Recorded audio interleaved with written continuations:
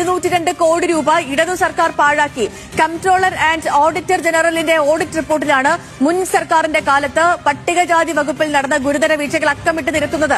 Fund വിനിയോഗിക്കുന്നതിൽ വലിയ വീഴ്ചയാണ് വകുപ്പിന് സംഭവിച്ചതെന്നും വ്യാജ ജാതി സർട്ടിഫിക്കറ്റ് സംബന്ധിച്ച് നിരവധി കേസുകളിൽ നടപടികൾ ഇഴഞ്ഞു നീങ്ങുകയാണെന്നും റിപ്പോർട്ടിൽ ചൂണ്ടിക്കാട്ടുന്നു.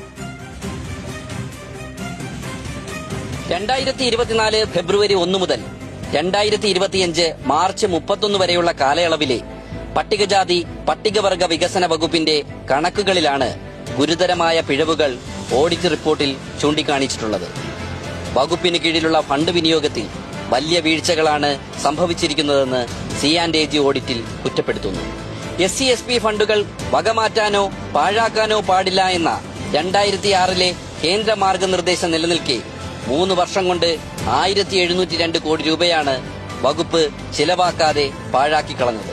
2021-22 സാമ്പത്തിക വർഷം 358.72 കോടിയും 2022-23 സാമ്പത്തിക വർഷത്തിൽ 556.75 കോടിയും സംസ്ഥാന സർക്കാർ ചിലവാക്കിയില്ല.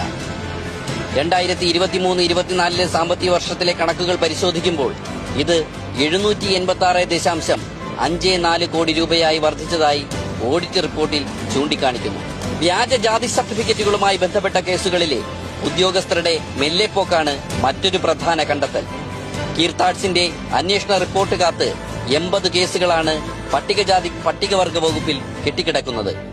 ഇതിൽ 30 കേസുകൾ 2019 മുൻപുള്ളതാണ്. ഇത്തരം കേസുകളിലെ കാലതാമസം അനർഹരായവർക്ക് ആനുകൂല്യങ്ങൾ ലഭിക്കുന്നതിനും അർഹരായവർക്ക് അത് നിഷേധിക്കപ്പെടുന്നതിനും കാരണമാകുന്നുണ്ടെന്ന് ഓഡിറ്റ് റിപ്പോർട്ട് ചൂണ്ടിക്കാണിക്കുന്നു.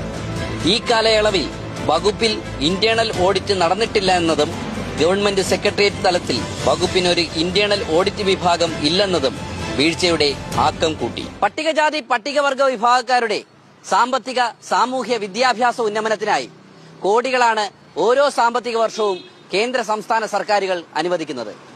എന്നാൽ അനുവദിക്കുന്ന തുക പൂർണ്ണമായി ചെലവാക്കാതെ പാഴാക്കി കളയുകയാണ് ഉദ്യോഗസ്ഥരും വകുപ്പും. ഈ കെടുകാര്യസ്ഥതയ്ക്കെതിരെ അനീതിക്കെതിരെ ശക്തമായ നടപടികൾ ഉണ്ടാകേണ്ടതുണ്ട്. ക്യാമറാമാൻ MG മഞ്ജുഷിനൊപ്പം അനിരു അശോകൻ, ന്യൂസ് മലയാളം, തിരുവനന്തപുരം.